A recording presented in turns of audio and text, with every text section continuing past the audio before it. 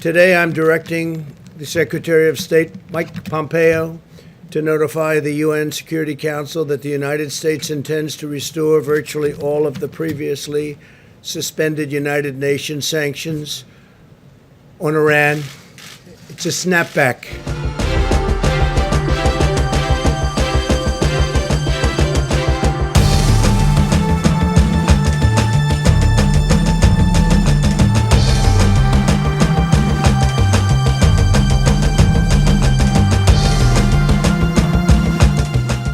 Today, I'm directing the Secretary of State, Mike Pompeo, to notify the UN Security Council that the United States intends to restore virtually all of the previously suspended United Nations sanctions on Iran. It's a snapback, not uncommon.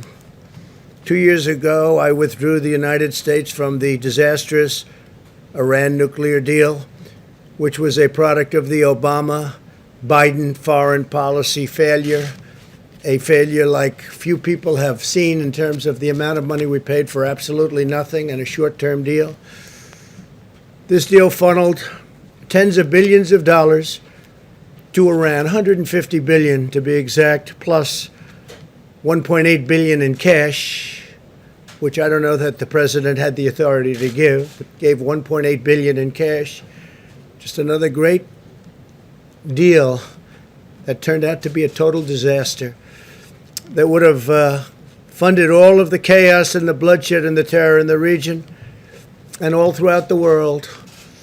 And I won't say anything because I don't like saying it, but Iran doesn't have so much money to give to the world anymore, to the terrorists, to give to Al-Qaeda and various other groups of people that they were funding. They have to keep their own regime together, and it's not easy for them.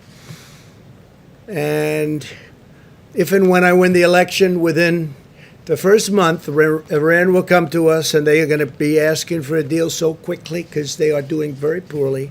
But that deal was a disaster. $150 billion, $1.8 billion in cash. And we got nothing except a short-term little deal. A short-term, expiring, starting to expire already.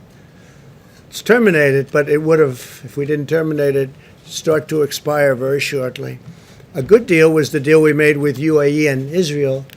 And by the way, other countries, I will tell you now, want to come into that deal. Countries that you wouldn't even believe want to come into that deal. And all of a sudden, you're going to have peace in the Middle East. And you couldn't have done it with this ridiculous Iran nuclear deal, as they call it, that President Obama made, along with Sleepy Joe Biden. I imposed the toughest ever sanctions on Iran. And this has caused great difficulty for them, giving money to terrorist organizations. And if they do, they'll have hell to pay. Earlier this year, I ordered the strike that took out the world's #1 terrorist, Qasem Soleimani, in addition to previously terminating leader and founder of ISIS, Abu Bakr al-Baghdadi, the two leading terrorists by far in the world. The founder of ISIS, nobody even talks about that. And we also we now have 100% of the ISIS caliphate in Syria. When I took over, it was a mess. It was a total mess. They were all over the place. My administration will not allow this Iran nuclear situation to go on. They will never have a nuclear weapon.